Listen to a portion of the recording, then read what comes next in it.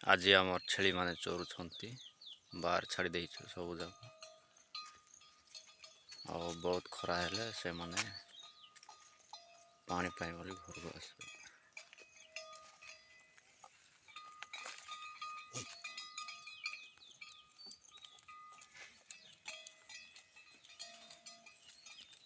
ଛୋଟ ଛୁଆ ଯାକ ଏଇଟା।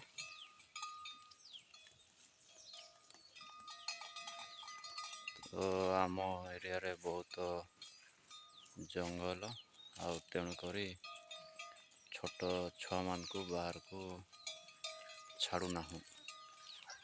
ଯଦି ଛାଡ଼ୁଛୁ ତ ଆମେ ସେମାନଙ୍କୁ ବାନ୍ଧିକି ରଖିଥାନ୍ତୁ ଆଉ ବଡ଼ ବଡ଼ ଛେଳିମାନଙ୍କୁ ଛାଡ଼ି ଦେଇଥାନ୍ତୁ। ଆଉ ସକାଳୁ ସକାଳୁ ଛାଡ଼ି ଦେଇଛୁ, ସେମାନେ ଖାଉଛନ୍ତି ଆଜି। ଏଇଟା ଗୋଟେ ବୋଦା।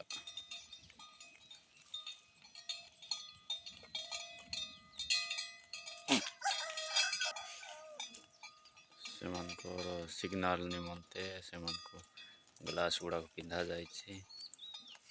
ଗ୍ଲାସ୍ ଯେଉଁ ବି ଆମେ ପାଣି ପିଉଥାନ୍ତି ସେହିପରି ଗ୍ଲାସ୍ ହିଁ ପିନ୍ଧିଥାନ୍ତି। ଦେଖନ୍ତୁ, ଆଉ ଏଇଟା ଆମ ଘର। ଏରା କୁକୁଡ଼ା ନିମନ୍ତେ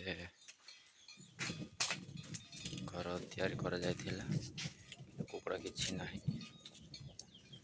ଝାଟି ମାଟି କୁଡ଼ିଆ ଘରରେ ଆମେ ରହିଥାନ୍ତୁ। ଏଇଟା ଗୋଟେ ଆମ୍ବ ଗଛ, କିନ୍ତୁ ଫଳୁ ନାହିଁ। ଫୁଲ ହେଉଛି କିନ୍ତୁ ଫଳୁ ନାହିଁ।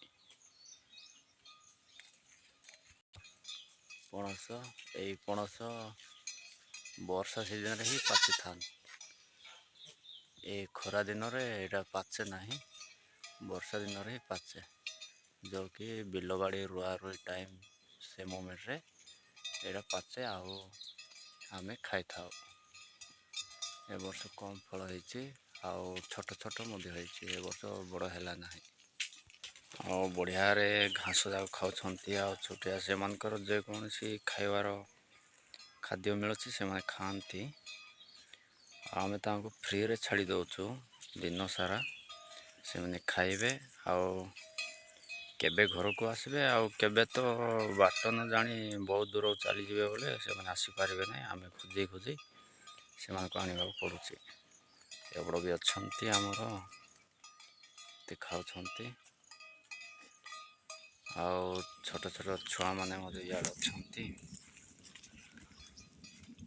ଏଠି ଅଛନ୍ତି, ଏଠି ଖାଉଛନ୍ତି। ଆଉ ଏମାନଙ୍କୁ ଆମେ ବହୁତ ଖରା ଯଦି ହେବ 10ଟା 11ଟା କିମ୍ବା 12ଟା ଭିତରେ ସେମାନଙ୍କୁ ଆମେ ବାନ୍ଧି ଦେବୁ। ଆଉ ବାକି ବଡ଼ ବଡ଼ ଛେଳିମାନେ ସେମାନେ ବାହାରକୁ ଯିବେ।